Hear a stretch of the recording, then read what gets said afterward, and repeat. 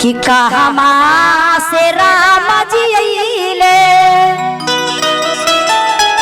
अरे कहमा से गणपति अइले, कि कहमा से राम जी अइले और कहमा से गणपति अइले। अरे कहमा से अइलन शिव गुरु हो चढ़ के बसहवा, कहमा से अइलन शिव गुरु हो चढ़ के बसहवा। कहमा से राम जी अइले, कहमा से गणपति अइले।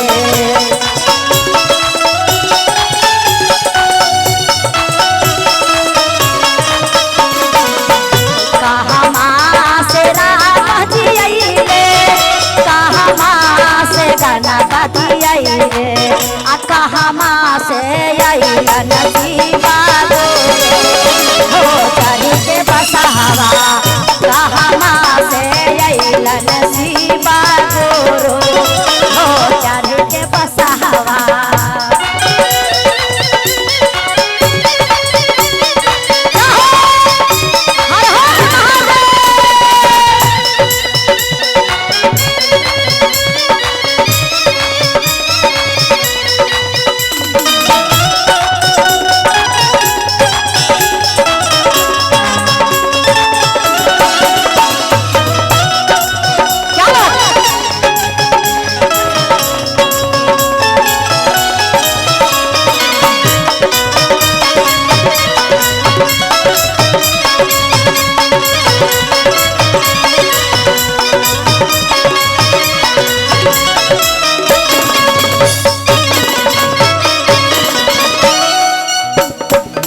अयोध्या से राम जी अइले, देवलोक से गणपति अइले।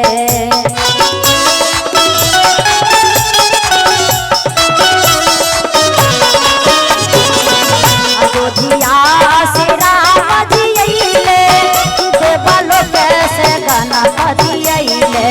आ देवघर से अइलन शिव गुरु हो हमारी अंगनवा, देवघर से अइलन शिव गुरु हो हमार भजनवा।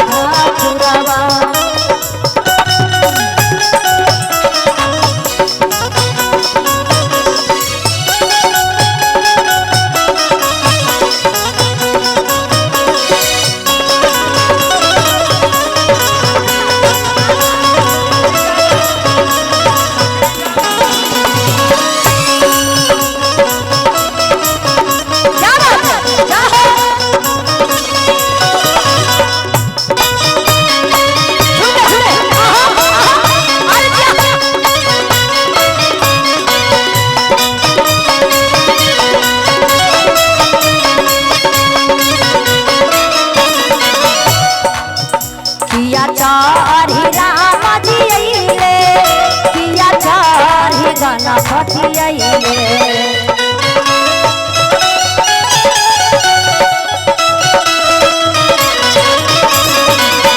किया चढ़ी राम जी अइले, किया चढ़ी गणपति अइले। किया चढ़ी अइलन शिव गुरु हो हमारी अंगनवा, किया चढ़ी अइलन शिव गुरु हो हमारी अंगनवा। किया चढ़ी अइलन शिव गुरु हो हमारी अंगनवा।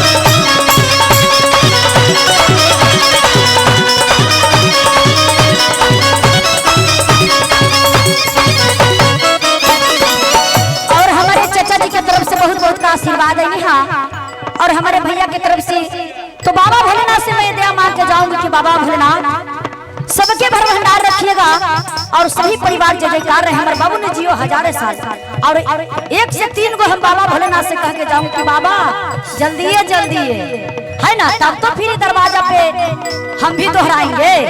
आप लोग खुश हैं ना जी? सब लोग खुश हैं ना? जरा ताली बजाएंगे हमारे बाबू के नाम पे, जरा ताली बजा के। और कहना है क्या? रथाचारी रामा जी आइले, मूसाचारी गणपति आइले।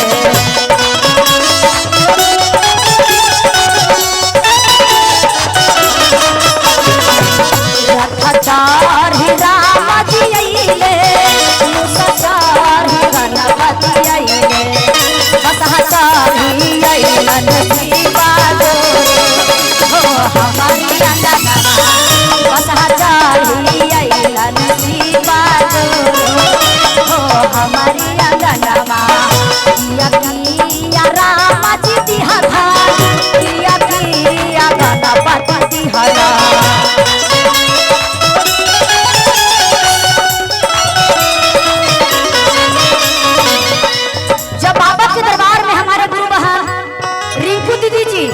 और हमारे भैया जी ये दोनों मिलकर और उनकर बउआ के दादाजी आज महादेव दिखा दिए ना। कहावत है दीदी जी कि देर होती है लेकिन अंधेर नहीं होती है। बाबा भोलेनाथ देवों के देव महादेव है, कालों के काल महाकाल है। जो सच्चे दिल से सच्चे मन से मांगिए कि तो बाबा भोलेनाथ पूरा नहीं करते हैं, एकदम करेंगे मन तन से। और कहना है किया रामा जी दिहला, किया गणपति दिहला।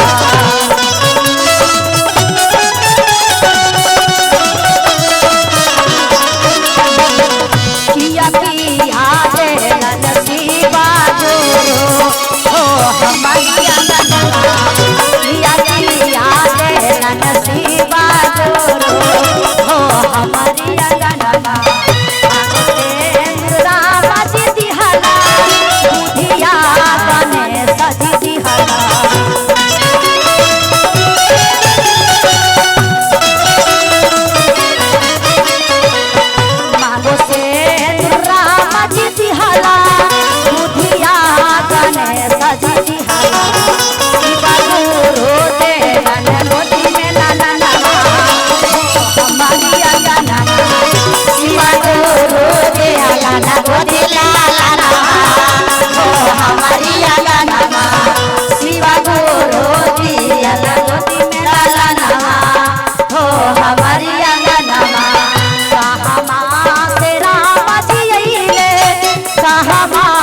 गणपति